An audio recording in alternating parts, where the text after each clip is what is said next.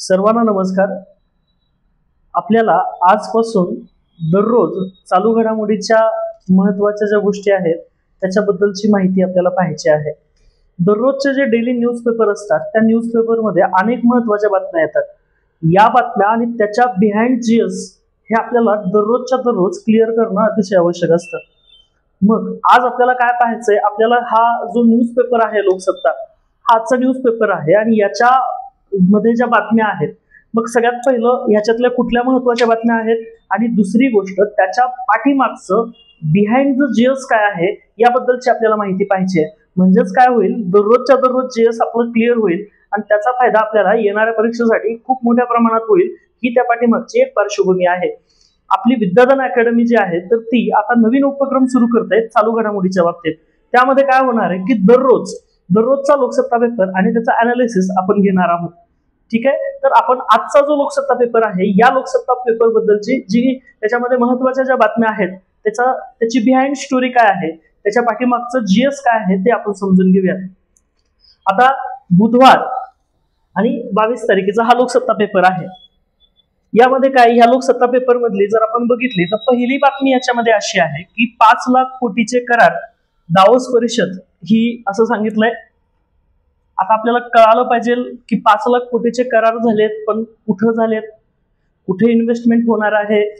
बरं ठीक आहे, जागतिक लेवलची कुठली परिषद आहे, ती कुठं भरली, त्याच्या स्थापना कधीच्या, अशा अनेक प्रश्न तुम्हाला प्रश्नपत्रिकेमध्ये विचारले जातात. खरं तर चालू घडामोडीशी संबंधित अतिशय चर्चेतला जो मुद्दा आहे त्या आधारित आपल्याला प्रश्न विचारले जातात. म्हणून आता ही जी बातमी आहे ही बातमी नक्कीच आपल्या वाचण्यामध्ये ही वेगळी पाहिजे. आता या बातमीची हेडिंग अशी आहे की 5 लाख कोटीचे करार झालेत. कशासाठी, आपण इकॉनॉमिक्स मध्ये पाहतोय की इन्व्हेस्टमेंट होणं खूप आवश्यक आहे, की इन्व्हेस्टमेंट झाली म्हणजे गुंतवणूक झाली, भांडवल निर्मितीचा दर वाढतो आणि भांडवल निर्मिती वाढली की रोजगार वाढतात. ह्याच्यासाठी आपल्या नुकतेच महाराष्ट्राचे मुख्यमंत्री देवेंद्र फडणवीस साहेब हे सध्या दावोस या ठिकाणी गेलेले आहेत. मग आता ही दावोस हे काय आहे, स्वित्झर्लंड मधलं एक शहर आहे. बघा ही बातमी काय, तर एकदा आपण थोडक्यात वाचून घेऊ. इथं असं सांगितलंय बातमीमध्ये की दावोस येथील जागतिक आर्थिक परिषद वर्ल्ड इकॉनॉमिक फोरम, म्हणजे दावोस हे एक युरोप मधला स्वित्झर्लंड मधलं एक शहर आहे. तिथे एक परिषद भरली आणि ती परिषद कुणी भरवली, जागतिक आर्थिक परिषद, त्याला आपण वर्ल्ड इकॉनॉमिक फोरम असं म्हणतो. ही वर्ल्ड इकॉनॉमिक फोरमने भरवलेली परिषद आहे. या परिषदेमध्ये 5 लाख कोटीचे आतापर्यंत सगळ्यात जास्त ही करार आपले झालेले आहेत. मग इथं सांगितलंय महाराष्ट्रानं आतापर्यंत विक्रमी एवढे करार केलेले आहेत. आता या सगळ्या बातमीमध्ये आपल्यासाठी महत्वाचं एवढंच आहे की आपल्या महाराष्ट्राचे मुख्यमंत्री तिथे गेलेत. ती जी परिषद आहे ती दावोसची परिषद आहे आणि वर्ल्ड इकॉनॉमिक फोरम. म्हणजे या सगळ्या बातमीमध्ये काय वगैरे आपल्यासाठी महत्वाचं नाही. परीक्षाभिमुख जर तुम्ही माहिती जर बघायची झाली तर इथं 2 गोष्टी खूप आवश्यक आहेत. मग आपल्याला 2 बाजू इथं महत्वाच्या आहेत. पहिलं वर्ल्ड इकॉनॉमिक फोरम आणि त्याच्यानंतर ही जी आहे ती याने भरवलेली दावोस या ठिकाणची परिषद.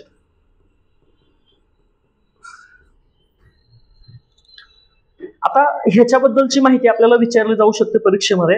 मग ही जी दावोस परिषद आहे, आता ही दावोस परिषद म्हणजे दावोस हे काय आहे, तर हे शहर आहे. कुठलं, स्वित्झर्लंड मधलं. दावोस हे स्वित्झर्लंड मधलं शहर आहे. आणि दावोसच्या बाबतीत अजून एक गोष्ट आहे, युरोप मधील सर्वात उंच शहर, युरोपमधील सर्वात उंच शहर म्हणून दावोसची ओळख आहे. मग हे जे शहर आहे, हे शहर काय करतं की या शहरामध्ये, लक्ष द्या, या शहरामध्ये वर्ल्ड इकॉनॉमिक फोरम या अंतर्गत ही एक परिषद आहे, जागतिक आर्थिक परिषद ही परिषद आहे. ह्याची स्थापना 1971 ची आहे. वर्ल्ड इकॉनॉमिक फोरमची जी स्थापना आहे तर ती 1971 ची आहे. कशासाठी स्थापना केलेली आहे याची, जागतिक लेवलचे जे इंटरनॅशनल लेवलचे सगळ्यात मोठे जे उद्योगपती आहेत, राजकीय क्षेत्रातले, सामाजिक क्षेत्रातले सगळे लोक एकत्रित आणायचे आणि त्या सगळ्या लोकांच्या माध्यमातून विकास करायचा, हे त्याच्या पाठीमागची सगळ्यात महत्वाची पार्श्वभूमी असते. मग वर्ल्ड इकॉनॉमिक फोरमची जर स्थापना म्हणाल तर ती 1971 ची आहे. आणि दुसरी महत्वाची गोष्ट ही काय, हे वर्ल्ड इकॉनॉमिक फोरम हे काय करत असतं, दरवर्षी दावोस या ठिकाणी परिषद भरत असतं. मग तिथं मोठमोठे उद्योगपती येतात आणि ते वेगवेगळ्या देशामध्ये इन्व्हेस्टमेंट करत असतात. अशा पद्धतीची ही परिषद असते. म्हणून आपल्याला इथं प्रश्न विचारला जाऊ शकतो, दावोस हा सध्या चर्चेतला मुद्दा आहे कारण विक्रमी गुंतवणूक आहे. हा हे शहर आहे, ह्याच्याबद्दलची ही माहिती तुम्हाला विचारली जाऊ शकते. कुठल्याही सर्व सेवेच्या एक्झाम्स मध्ये विचारलं तर युरोपमध्ये सर्वात उंच शहर कुठलं, त्याचं उत्तर आहे दावोस. आणि त्याच्यानंतर एमपीएससी मध्ये वर्ल्ड इकॉनॉमिक फोरम त्याची स्थापना कधी झाली, काय वगैरे त्याच्याबद्दलची माहिती विचारली जाऊ शकते. दुसरं, आता ह्याची स्थापना कुणी केलेली आहे, तर जर्मन प्रोफेसर, ह्याची स्थापना जर्मन प्रोफेसर क्लाउस श्वाब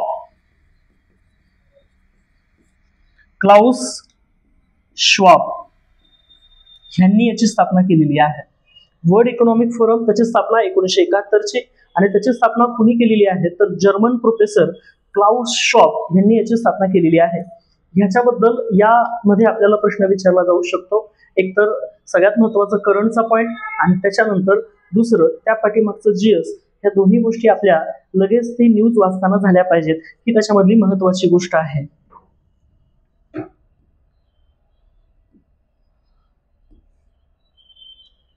ठीक आहे, ही बातमी आहे. मग ह्या बातमीमध्ये पूर्ण जर बातमी तुम्ही वाचली न्यूजपेपरमध्ये तर तुम्हाला लक्षात येईल की महाराष्ट्रानं सर्वात जास्त गुंतवणूक ह्याच्यामध्ये आकर्षित केलेली आहे. ही परिषद कुठं झाली आणि त्या पाठीमागचं जीएस आपण सगळं आता पाहिलेलं आहे. दुसरं, आता ह्याच्यामध्ये ही पण एक बातमी आहे, ट्रम्प धोरणांची धडकी. आता हे जे डोनाल्ड ट्रम्प आहेत हे अमेरिकेचे राष्ट्राध्यक्ष म्हणून निवडून आलेले आहेत. खरं तर डोनाल्ड ट्रम्प यांची दुसरी कारकीर्द आहे. पहिली कारकीर्द होती, त्याच्यानंतरची दुसरी. सगळ्यात वादग्रस्त अध्यक्ष आहेत हे. मग हे जे डोनाल्ड ट्रम्प आहेत तर यांच्याबाबत अशी बातमी आहे की आता बातमी आपण हे घेऊयात, समजून घेऊयात की ट्रम्प धोरणांची धडकी म्हणजे ह्या डोनाल्ड ट्रम्प कितवे अध्यक्ष आहेत अमेरिकेचे, तर 47वे. हे जे डोनाल्ड ट्रम्प आहेत हे अमेरिकेचे 47वे अध्यक्ष झालेले आहेत. मग आता त्यांचा नुकताच काल शपथविधी पार पाडला, आणि मग त्याच्यामध्ये नेमकं काय झालं की ह्यांनी काही करारावर स्वाक्षरी केलेली आहे, काही निर्णय घेतलेत. आपण अमेरिका फर्स्ट आणि यांच्या काही धोरण आहेत. आपल्याला माहिती आहे की सरकार जर बदललं तर पॉलिसी सुद्धा चेंज होत असते. म्हणून मग इथं हे जे आहे तर अमेरिकेचे राष्ट्राध्यक्ष, अमेरिका ही अतिशय म्हणजे सत्ताधीश आहे, जगातली सगळ्यात मोठी अर्थव्यवस्था आहे, जगातल्या सगळ्यात महत्वाची सगळ्यात जास्त विकसित देश आहे. या अमेरिकेचे जे अध्यक्ष आहेत डोनाल्ड ट्रम्प, खरं तर त्यांच्या जे धोरणं आहेत त्या धोरणांची जगाला खूप मोठं टेन्शन आहे. ते कसं काय, त्याच्यानंतरची न्यूज आहे, त्याच्याबद्दलच्या आपण डिटेल गोष्टी बघूया. ठीक आहे, आता इथं 18,000 भारतीयांची घर वापस या असं सांगितलंय. आता ते का, कसं काय येणाऱ्या काळात ते स्पष्ट होईल, पण ह्याच्यामध्ये पुढच्या याच्यामध्ये तीच बातमी अतिशय डिटेल दिलेली आहे, ती आपल्याला पाहायची आहे. दुसऱ्या आजच्या पेपरमध्ये एक बातमी आपल्याला पाहायला मिळते, ती म्हणजे छत्तीसगड ओडिसा सीमेवर चकमकीत 14 नक्षलवादी ठार झाले. किती वगैरे काय आपल्याला विचारत, फक्त महत्वाचं आहे काय, उद्या राज्यसभा रिटर्न आहे. मग नक्षलवाद ह्याच्यावर तुम्हाला विचारलं जाऊ शकतं. आपल्या भारतामध्ये नक्षलवाद कुठं कुठं आहे आपण बघतोय. छत्तीसगड असेल, महाराष्ट्रातलं गडचिरोली असेल, मध्य प्रदेश असेल, ओरिसा असेल, हे जे सगळे नक्षली भाग आहेत. खरं तर नक्षलांवर त्याच्यावर नियंत्रण आणण्याचं काम केंद्रीय गृह मंत्रालयाचं असतं. इथं लगेच केंद्रीय गृहमंत्री अमित शहा त्यांचं पण स्टेटमेंट दिलेलं आहे. मग इथं ही जी चकमक घडलेली आपण बघतोय सध्या 15 ते 20 किंवा एका महिन्यामध्ये काय चाललंय की आपलं जे सेंट्रल गव्हर्नमेंट आहे ते ह्या नक्षलवाद्यांना संपवण्यासाठी खूप अग्रेसिव्हली काम करत आहे. मग इथं ही जी छत्तीसगड आणि ओडिशा सीमेवर, मग आपल्याला ह्याच्याबद्दल उद्या तुम्हाला रिटर्न आलं नक्षलवाद एक समस्या किंवा नक्षलवादांची काय भूमिका आहे किंवा नक्षलवाद संपवणे एक आव्हान, असं जर आलं तर आपल्याला ह्याच्यामध्ये कळालं पाहिजे की आत्ताच झालेली चकमक आहे आणि ती छत्तीसगड आणि ओडिशा त्याच्या बाउंड्रीवर झालेली आहे. म्हणजे नक्षली भाग आपल्याला लक्षात येऊ शकतो कोणता आहे. बाकी हे दुसरं आपण ह्याच्यात काही जायचं नाही. दुसरं इथं एक नक्षलवादी होता, त्याच्यावर 1 कोटीपेक्षा जास्त बक्षीस सांगितलं होतं, त्याला सुद्धा इथं म्हणजे मारलेलं आहे असं दावा केलेला आहे. बघा इथं सांगितलंय केंद्रीय समिती, नक्षलांचा केंद्रीय समितीचा जो सदस्य आहे जयराम उर्फ चलपती ह्याचा समावेश असून त्याला 1 कोटीपेक्षा अधिकचं बक्षीस होतं. म्हणजे त्याला जर पकडलं असतं तर 1 कोटीपेक्षा जास्त बक्षीस मिळालं असतं, त्याला सुद्धा इथं ठार केले. ही अतिशय चांगली गोष्ट आहे. नक्कीच सेंट्रल गव्हर्नमेंट अतिशय अग्रेसिव्हली याच्यावर काम करत आहे हे लक्षात घ्या.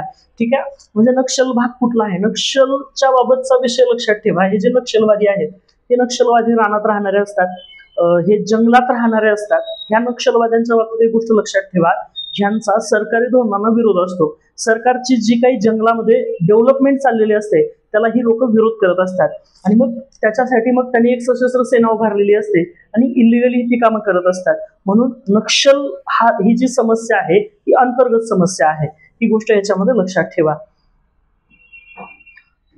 दुसरी ह्याच्यामध्ये जर बातमी आपण बघितलं तर ह्या पीक विम्याच्या बाबतीत पण सध्या प्रचंड चर्चेत विषय आहे बघा. हे जे पीक विमा योजनेत आमूलाग्र बदल. आता आपल्याला माहिती आहे की सध्या या पीक विमा योजनेबाबत प्रचंड वादंग सुरू आहे. खरं तर ही पीक विमा योजना खरं बघायला झालं तर सेंट्रलची आहे, पण स्टेट गव्हर्नमेंट कसं इम्प्लिमेंटेशन करतं, 1 रुपयामध्ये पीक विमा असं आहे. आणि त्याच्यामुळे काय झालं की खूप लोकांनी पीक विमे भरले आणि खूप लोकांनी पीक विमा भरल्यामुळं प्रॉब्लेम इथं निर्माण झाला. आणि मग त्याच्यामुळे काय झालं की तिथं भ्रष्टाचार झालाय मागच्या कृषी मंत्र्याच्या काळात, असा हा विषय. आपल्याला त्याच्यात देणं घेणं जायचं नाही, तो पॉलिटिकल विषय. आपल्यासाठी महत्वाचं काय की इथं सांगितलंय पीक विमा योजना. म्हणजे पीक विमा योजना आपल्या देशात सुरू कधी झाली, पीक विमा योजना कशी राबवली जाते, त्याचं महत्वाचं काय, त्याचे निकष काय, याबद्दलची माहिती आपल्यासाठी अतिशय महत्वाची आहे.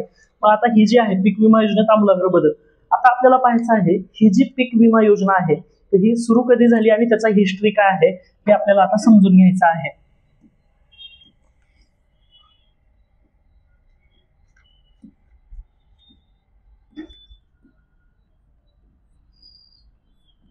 ही जी पीक विमा योजना आहे ह्याच्याबाबतची थोडीशी माहिती आपण घेऊयात. हे सगळा चर्चेतला विषय आहे. कुठलं बरं, ही जी पीक विमा योजना आहे सगळ्यात प्रथम 1985 ला पीक विमा योजना सगळ्यात पहिले 1985 ला राजीव गांधींनी सुरू केली होती. ही योजना, त्याचा मागचा इतिहास जर म्हणलं तर 1985 ला सर्वप्रथम ही राजीव गांधी यांनी सुरू केली होती.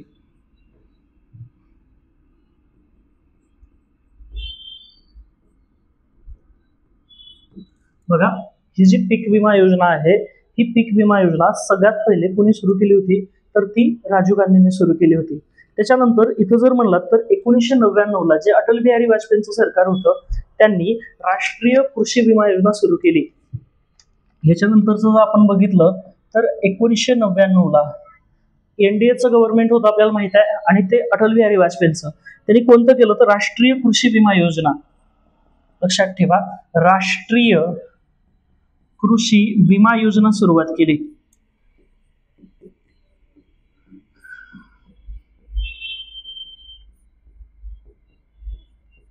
बघा, आपली बातमी आहे पीक विम्याचा, आपल्याला त्याच्यात जायचं नाही. आपल्यासाठी महत्वाचं त्याच्या बॅकग्राऊंड जीएस काय आहे हे महत्वाचं.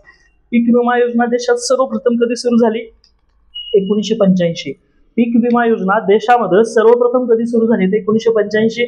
दुसरं, राष्ट्रीय कृषी विमा योजना ही 1999 ला इंडिया गव्हर्नमेंटने थोडा बदल करून ही सुरुवात केली आणि 2004 मध्ये सुद्धा काही थोडे बदल करून ही परत ही चालू ठेवलेली योजना आहे.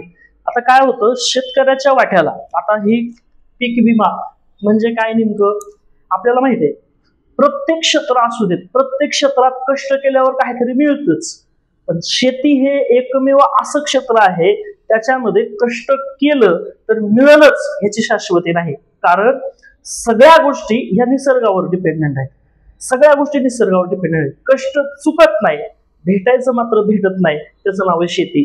म्हणून मग शेतीच्या बाबत शेतकऱ्यांना विमा दिला पाहिजे, त्याच्या पिकाला विमा दिला पाहिजे. तो जो लहान म्हणजे त्यानं एक लहान मूल कसा वाढवतो तशा पद्धतीचं ही पीक मोठं करत असतं. आणि त्याच्यानंतर जर नैसर्गिक आपत्ती आली तर त्याचं संरक्षण सरकारनं केलं पाहिजे, त्याला मदत केली पाहिजे. हा या पीक विमाचा हेतू होता.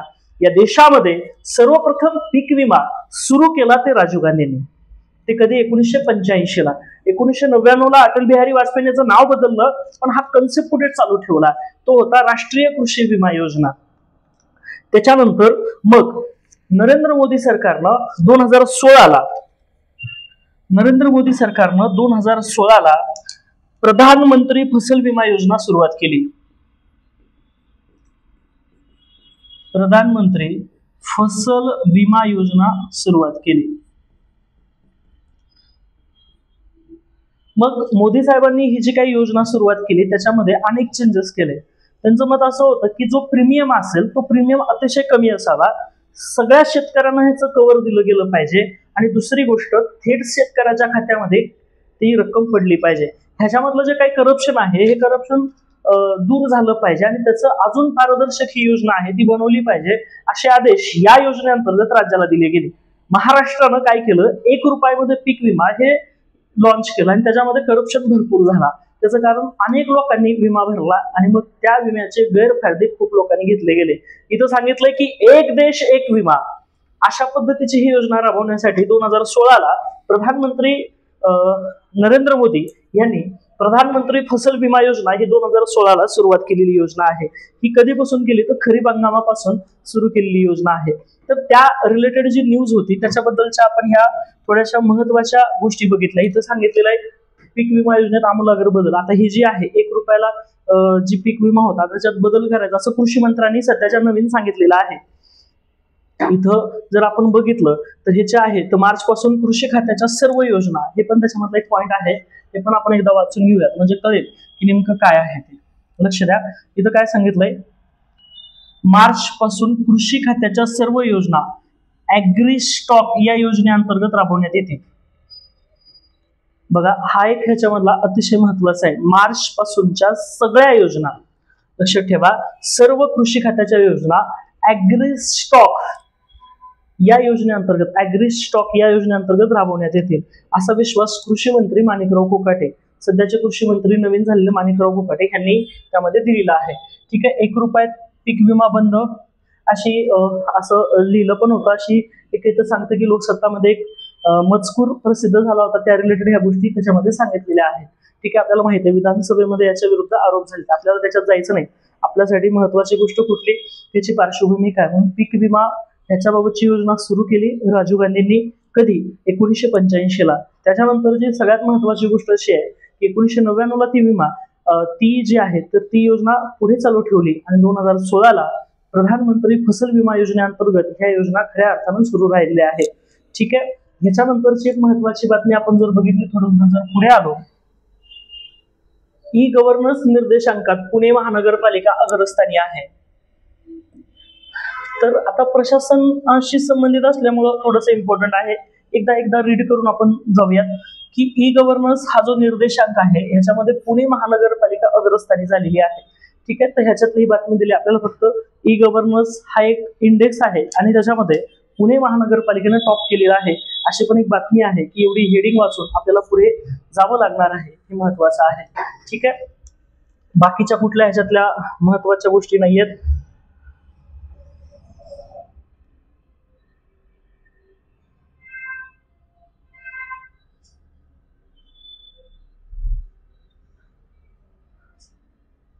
आजच्या पेपर मधली सगळ्यात महत्वाची बातमी ही आहे. आता ही जर बातमी तुम्ही व्यवस्थित बघितली तर आपल्याला भविष्यात आयोग या बाबतीत करंट विचारू शकतं किंवा आतापर्यंत आयोगाचे जे काही प्रश्नपत्रिका बघितल्या त्याच्या रिलेटेड इथं चर्चेतले पॉईंट भरपूर असू शकतात, त्याबद्दलची आपण त्याच्याबद्दलची माहिती घेऊयात. आता इथं जर आपण बघितलं सरळ आहे जे डोनाल्ड ट्रम्पचा विषय 47वे अमेरिकेचे अध्यक्ष त्यांच्याबाबत लक्ष द्या. जागतिक आरोग्य संघटना पॅरिस करारातून अमेरिका बाहेर आहे. म्हणजे इथं चर्चेत पॉइंट आहे जागतिक आरोग्य संघटना. आयोग बऱ्याच वेळेला आता हा चर्चेत पॉइंट असतो ते जागतिक आरोग्य संघटनेची स्थापना कधीची आहे वगैरे त्याच्यावर प्रश्न विचारतो. पॅरिस करार काय त्याच्यावर प्रश्न विचारतो का, कारण हा चर्चेतला मुद्दा आहे. मग आता इथं ह्या 2 गोष्टी इथं सांगितलेल्या आहेत आणि दुसरी गोष्ट म्हणजे ह्याच्यात ते का स्वीकारणार नाहीत ही सुद्धा पार्श्वभूमी आपल्याला समजली पाहिजे. बघा,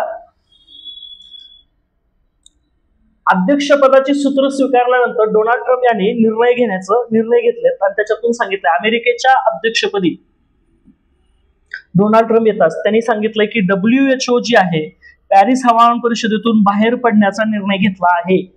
आता आपल्याला WHO म्हणजे काय, पॅरिस करार कशा संबंधी झाला होता याबद्दलच्या डिटेल गोष्टी आपल्याला माहित पाहिजे, तरच ही बातमी वाचायला आपण तरी वाचायला थोडी मजा येणार आहे. किंवा आपल्यासाठी ही महत्वाची गोष्ट आहे. उद्या परीक्षेत प्रश्न याच्या रिलेटेड येऊ शकतात. नक्कीच आपण रीड करणं हे खूप वेगळं असलं पाहिजे. आपलं रिडिंग मी तुम्हाला सांगितलं न्यूज आहे, पण त्या पाठीमागचं जीएस आपल्याला समजलं पाहिजे. म्हणून मग इथं जर तुम्ही म्हणलात, आता आपल्याला हे पूर्ण समजून घेऊ, WHO काय, त्याची स्थापना काय झाली, त्याची स्थापना कधी झालेली आहे, त्याचं काम काय, किती सदस्य आहेत, याबद्दलच्या गोष्टी आणि पुढे ह्या गोष्टी आपल्याला समजणं खूप आवश्यक आहे. जर तुम्ही इथं गेलात,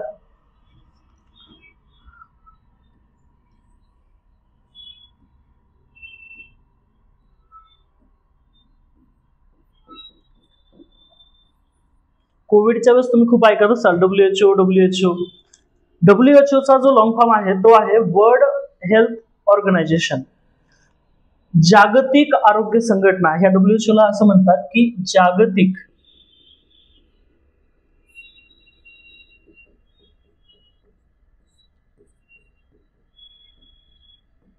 आरोग्य संघटना. आता ही जागतिक आरोग्य संघटना आहे, याच्यातून आता अमेरिका बाहेर पडलाय असे स्वाक्षरी केले. बरं, ही पहिली वेळ नसून ही दुसरी वेळ आहे. मग WHO काय करतं, त्याची स्थापना कधीची आहे, त्याचं मुख्यालय कधीचं आहे, याबद्दलच्या डिटेल गोष्टी आपल्याला इथं समजून घ्यायच्यात. WHO जर म्हणलात तर जागतिक पातळीवर आरोग्याच्या क्षेत्रात काम करणारी ही सर्वात मोठी संस्था आहे. मग ही काय करते, आरोग्यामध्ये जगामध्ये समन्वय करते. जगातले जे जे देश आहेत जिथं आरोग्याच्या सुखसुविधा नाहीयेत त्यांना आदेश देते. जिथं जिथं आरोग्याच्या बाबतीत कमतरता असेल तिथं निधी पुरवण्यापासून तिथलं स्ट्रक्चर डेव्हलप करण्यापर्यंत ह्या WHO ची अतिशय महत्वाची भूमिका आपल्याला पाहायला मिळते. मग WHO ची जर स्थापना जर म्हणलात तर WHO ची स्थापना ही 7 एप्रिल 1948 ला झालेली आहे. WHO ची स्थापना कधी झालेली आहे, 7 एप्रिल 1948 ला. मग इथं हा 7 एप्रिल हा जो दिवस आहे हा जागतिक आरोग्य दिवस म्हणून साजरा केला जातो.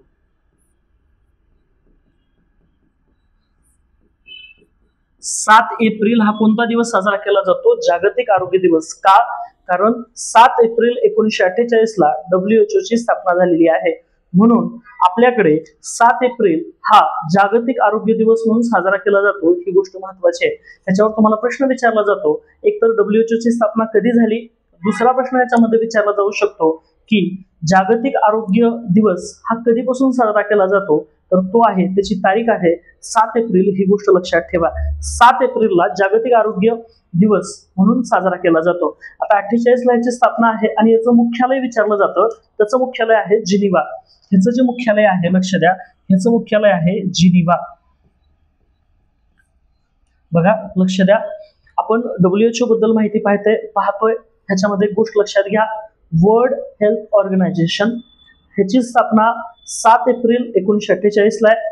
7 एप्रिलला ह्याची स्थापना झाली, म्हणून 7 एप्रिल हा जागतिक आरोग्य दिवस म्हणून साजरा केला जातो. दुसरं, ह्याचं जे मुख्यालय आहे हे मुख्यालय जिनिव्हा या ठिकाणी आहे. ह्याचं मुख्यालय कुठं आहे, जिनिव्हा. आणि जागतिक लेवलला, जगाच्या पातळीवर आरोग्याच्या क्षेत्रात अतिशय महत्वपूर्ण काम करणारी संघटना आहे. याच्यातून अमेरिका बाहेर पडलेला आहे.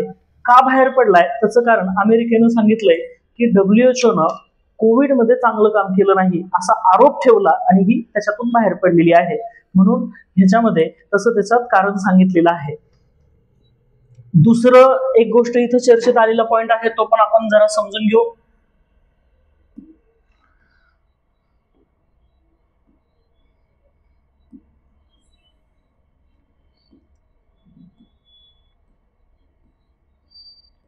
तो म्हणजे पॅरिस करार. आता बघा, डोनाल्ड ट्रम्प अध्यक्ष झाले आणि त्यांनी पहिलाच निर्णय घेतला की WHO आणि पॅरिस करार ह्याच्यातून ते बाहेर पडणार. WHO बाबतीत आपण बघितलं, वर्ल्ड हेल्थ ऑर्गनायझेशन 7 एप्रिल 1948 ला स्थापना आहे. 7 एप्रिल हा जागतिक आरोग्य दिवस आहे. दुसरं, इथं पॅरिस करार काय झालं माहितीये का, आपल्याला एक कन्सेप्ट माहित असेल, हरितगृह वायूचा.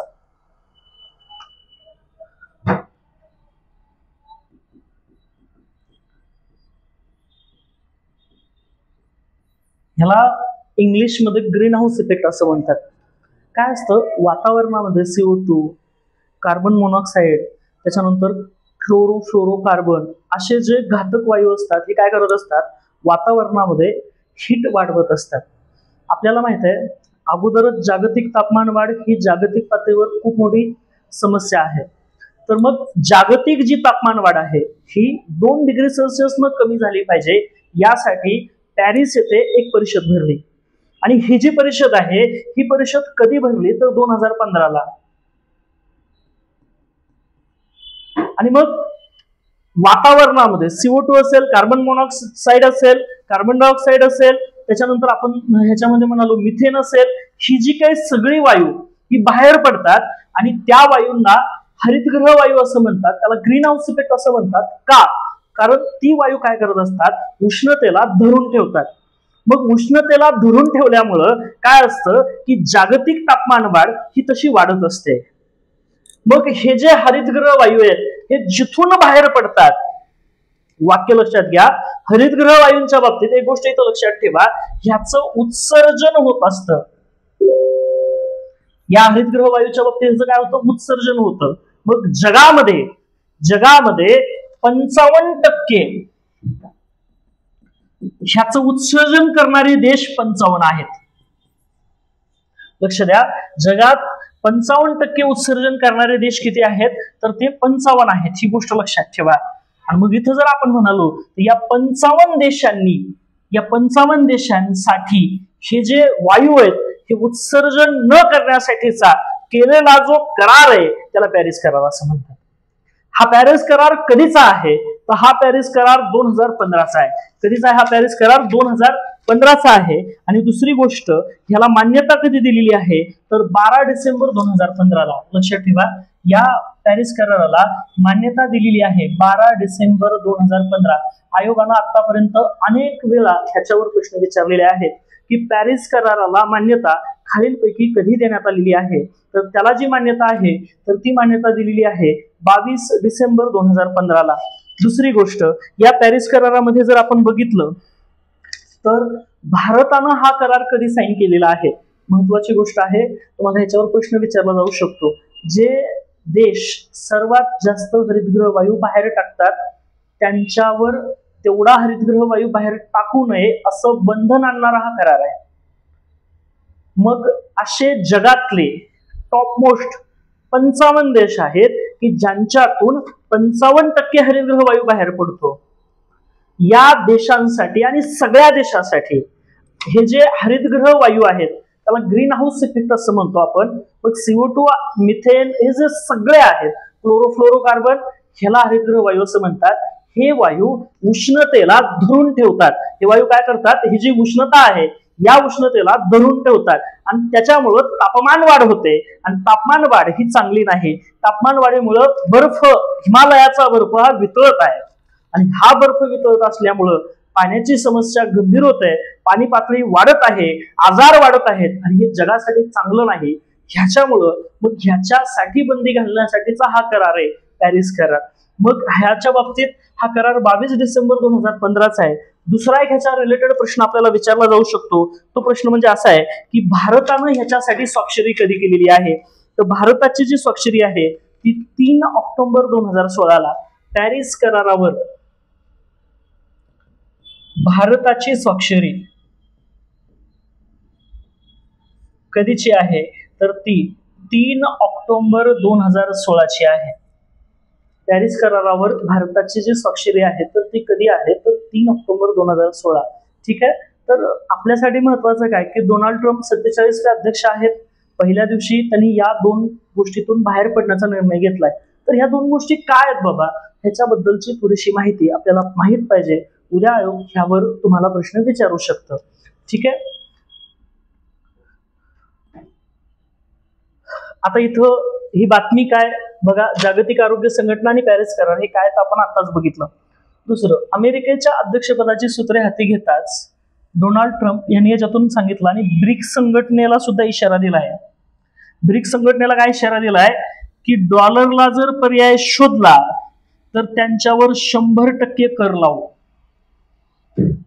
बघा, म्हणजे डोनाल्ड ट्रम्प यांचे 3 महत्वाचे निर्णय. पहिलं, WHO ते बाहेर. दुसरं, पॅरिस करार त्याच्यातून पण बाहेर. तिसरं, ब्रिक्स जे देश आहेत ज्याच्यात भारत आहे त्या ब्रिक्स देशाला ह्यांनी इशारा केलाय. जर आपल्याला माहिती आहे अमेरिकेचं जे चलन आहे ते डॉलर आहे, जर तुम्ही डॉलरला जर पर्याय शोधला तर या देशांवर 100% टॅक्स लावू अशी धमकी दिलेली. आता इथं आपल्यासाठी महत्वाचं काय ते काय असो, आपल्यासाठी महत्वाचं ब्रिक्स. मग आता ह्या ब्रिक्सची स्थापना कधी झाली, काय काय नाही याच्याबद्दल सुद्धा आपल्याला माहिती पाहिजे. आता हे ब्रिक्स बघा, हे ब्रिक त्याची स्थापना आयोग विचारतं का, चर्चेत मुद्दा आहे.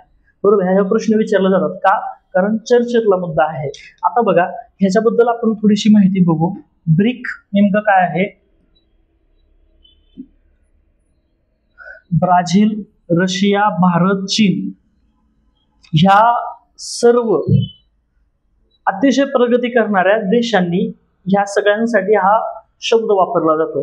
हा जो शब्द आहे हा शब्द सर्वप्रथम कुणी वापरला, लक्ष द्या, ब्रिक हा शब्द सर्वप्रथम कुणी वापरला तर त्यांचं नाव आहे बँक गोल्डमन. त्यांनी 2001 साली ह्या शब्दाचा उच्चार केलेला आहे, बँक गोल्डमन. म्हणून ब्रिक या शब्दाचा जो उल्लेख आहे तो कुणी केलाय तर बँक गोल्डमन. कुणी केलाय तो बँक गोल्डमन. ठीक आहे. आता हे काय नेमकं ब्रिक्स समूह आहे, त्याची स्थापना वगैरे, त्याचे सदस्य आयोग विचारतं. याच्यामध्ये थोडंसं लक्ष द्या. हे जे आपले चार ह्या लोकांनी खरं तर ब्रिक्स स्थापन केली 2009 ला. आपले मनमोहन सिंग आहेत, त्याच्यानंतर ते दिमित्री आहेत, हे चिंताओ आणि हे लुला, हे जे सगळे आहेत ते लक्षात घ्या, यांनी याच्यामध्ये स्थापन केलेली आहे. तर ब्रिकची स्थापना कधीची आहे, हे जी ब्रिकची स्थापना आहे तर ब्रिकची स्थापना नीट लक्ष द्या 16 जून 2009.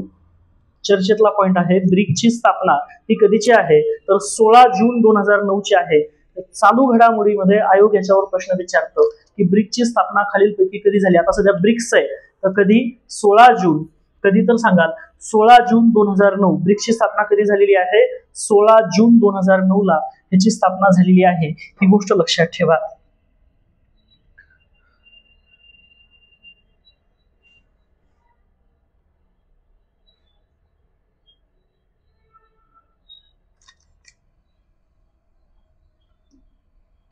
ठीक आहे. तर ब्रिक्सची स्थापना कधीची आहे तर 16 जून 2009 ची ब्रिक्सची स्थापना आहे. ही गोष्ट ह्याच्यामध्ये लक्षात असू द्या.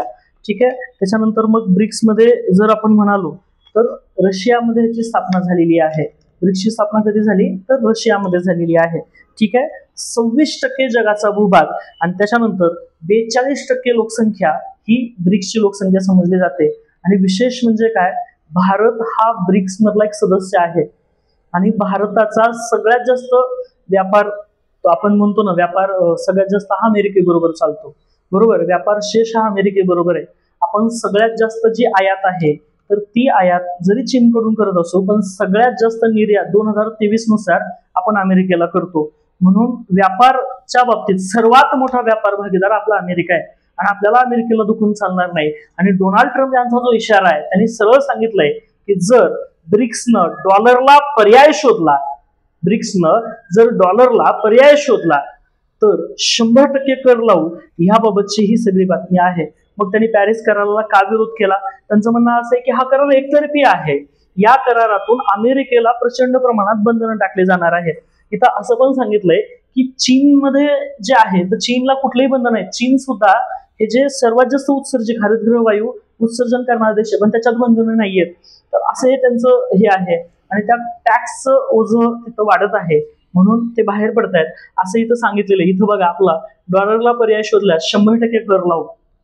इथं भारताचा समावेश असलेल्या ब्रिक्स संघटनेत बघा ही बातमी आहे, भारताचा समावेश असलेल्या ब्रिक्स संघटनेत डॉलरला पर्याय शोधण्याचा जर प्रयत्न केला तर 100% कर लावू असा इशारा सुद्धा त्यांनी दिलेला आहे. ही गोष्ट लक्षात ठेवा. आणि ब्रिक्स संघटनेत कोणाकोणाचा आहे तर भारत, ब्राझील, रशिया, चीन, दक्षिण आफ्रिका यांचा याच्यामध्ये समावेश आहे. ही गोष्ट त्याच्यामध्ये अतिशय महत्वाची आहे.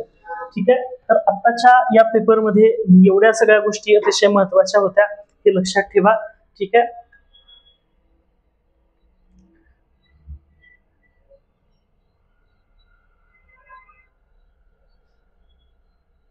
सध्या एसटी महामंडळाच्या बाबतीत सुद्धा त्याच्या ज्या कंत्राटी बस आहेत त्यासाठी एक खूप मोठा घोटाळा झाला असं म्हणतात.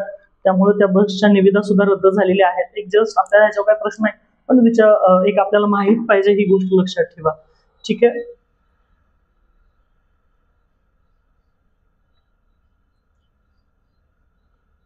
आता यांचं एक स्टेटमेंट आहे, बाकी सगळ्या गोष्टी पॉलिटिकल आहेत, पण एक लक्षात ठेवा, सध्या महाराष्ट्रात तुम्ही बघत असाल की पालकमंत्री नेमणुकीबाबत किती वेळ लावला चालू आहे, किती वेळ चालू आहे.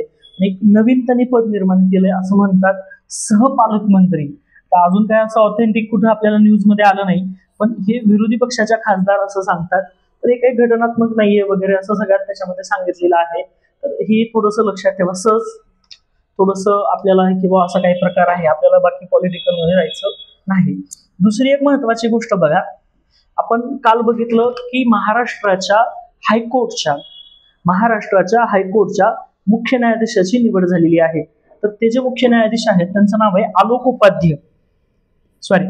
आराध्य, हे त्यांचं नाव आहे. तर हे ह्यांना आता शपथ दिलेली आहे. शपथ देणारे हे राधाकृष्णन आहेत, आपले राधाकृष्णन राज्यपाल आहेत. त्यांनी या आपल्या मुख्य न्यायाधीशांना शपथ दिलेली आहे. कालच त्यांची निवड झालेली आहे, हे लक्षात ठेवा. ठीक आहे. ह्याच्यानंतरची एक महत्वाची न्यूज इथं एक दिलेली आहे बघा, राज्यात पारंपरिक विणकरांना उत्सव भत्ता. आता हे जे पारंपरिक विणकर आहेत त्यांना उत्सव भत्ता दिला जाणार आहे, अशा पद्धतीची घोषणा नुकतीच झालेली आहे. तर ह्यावर प्रश्न विचारला जाऊ शकतो की बाबा पारंपरिक वस्त्र कुठले कुठले आहेत, महाराष्ट्राचे पारंपरिक वस्त्र कुठले कुठले आहेत. तर हे थोडीशी एक्स्ट्रा माहिती आपल्याकडे पाहिजे. तर ही 5 जी आहेत ही महाराष्ट्रातील पारंपरिक वस्त्र आहेत. त्याच्यामधलं पहिलं जर तुम्ही म्हणाल तर पैठणी साडी, हिमरू शाल, करवत काठी साडी, घोंगडी आणि खण. महाराष्ट्राचे हे 5 पारंपरिक वस्त्र आहेत. तुम्हाला उद्या प्रश्न विचारला जाऊ शकतो की महाराष्ट्राचे पारंपरिक वस्त्र खालीलपैकी कुठले, तर हे आपल्याला सांगता आलं पाहिजे. या ठिकाणी हे जे वस्त्र आहेत, हे जे विणकर असतात, जे विणतात, त्यांना उत्सव भत्ता देण्याचा निर्णय राज्य सरकारने घेतला आहे. आणि पुरुषांसाठी किती, तर पुरुषांसाठी तर जर तुम्ही म्हणलात तर 10,000 दिलेत आणि महिलांना 15,000 दिलेले आहेत. तर अशा पद्धतीचा यांना उत्सव भत्ता देण्याचा निर्णय आपल्या सरकारनं घेतला आहे. तर मग पारंपरिक वस्त्र कुठले, तर ही 5, हे सुद्धा नीट एकदा पाहून घ्या, याच्यावर तुम्हाला प्रश्न विचारला जाऊ शकतो. विणकरांच्या कौशल्यामुळे मग आपल्याला साहजिक आहे, या 5 गोष्टींमुळे महाराष्ट्राला अतिशय वेगळी ओळख निर्माण झालेली आहे. आणि अजून एक महत्वाचा पॉइंट आहे की युजीसीच्या बाबतीत, आता युजीसीनं नुकतंच सांगितलंय की लेक्चरर जर व्हायचं असेल तर पहिलं सेट नेट पास पाहिजे आणि त्याच्यानंतर पीएचडी पाहिजे, असं युजीसी पहिलं सांगायचं. आता युजीसीनं सांगितले की तुम्हाला सेट नेट किंवा पीएचडीची गरज नाही लेक्चरर व्हायचं असेल. तर इथं सांगितलंय की पुनर्विचार झाला पाहिजे, याच्या संदर्भात लेख आहे. पण आता थेट युजीसी आलंय, मग आपण सहज इथं लक्ष ठेवायचं युजीसीची स्थापना कधी येते, आठवून पुढे जायचं. बाकी ही तुम्ही जसं तुम्हाला वेळ मिळेल तसं तुम्ही ते रीड करा. युजीसी जर तुम्ही म्हणलात तर हे युजीसी लक्षात ठेवा. युजीसीची जी स्थापना आहे, आता हे युजीसी काय आहे, हे ग्रँड कमिशन आहे, लक्षात ठेवा. युनिव्हर्सिटी ग्रँड कमिशन आहे. या युजीसीची स्थापना 1956 ची आहे. युजीसीची स्थापना कधीची, तर ती 1956 ची. लक्षात ठेवा, युजीसी स्थापना कधीची, 1956. सहज आपल्याला युजीसी दिसलं तर युजीसी जीएस मध्ये कुठं आहे, हे आपल्याला थोडंसं आवश्यक आहे. युजीसीची स्थापना कधीची, तर 1956. युजीसी स्थापना कधीची, तर 1956, हे लक्षात ठेवा. ठीक आहे. आणि मग त्याच्याबद्दलचा हा लेख यामध्ये दिलेला आहे.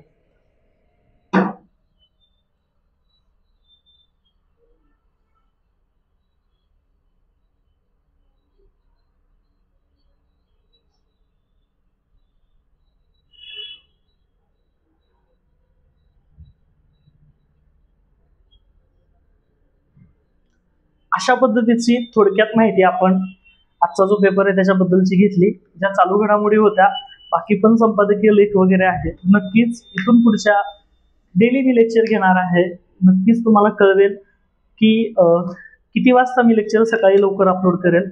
दररोजचं लोकसत्ता अनालिसिस घेईल. फक्त माझा उद्देश एवढाच आहे की रोजचं करंट रोज झालं पाहिजे आणि नुसती न्यूजपेपर नाही तर न्यूजपेपर सुद्धा कसा वाचला पाहिजे, त्याच्या पाठीमागचं जीएस नेमकं काय आहे हे समजावं. दररोजचं डेली रुटीन झालं पाहिजे. त्या पद्धतीनं मग करंट हे दररोज अभ्यास करण्याचा विषय आहे. आणि करंट जीएस बेस वाचलं पाहिजे, जीएस बेस लक्षात ठेवलं पाहिजे.